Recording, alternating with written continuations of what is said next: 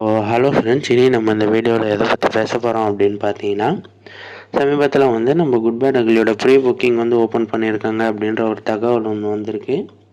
So அதை பற்றி தான் இந்த வீடியோவில் நம்ம கிளியராக பேச போகிறோம். ஸோ மறக்காமல் வீடியோவை கடைசி வரைக்கும் பாருங்கள். அண்ட் இப்போ தான் நம்ம வீடியோவை புதுசாக பார்க்குறீங்க அப்படின்னா சப்ஸ்கிரைப் பண்ணி வச்சுக்கோங்க. ஸோ உங்களுக்கு யூஸ்ஃபுல்லாக இருக்கும், அதே மாதிரி எனக்கும் யூஸ்ஃபுல்லாக இருக்கும். ஸோ வாங்க வீடியோக்குள்ளே போகலாம்.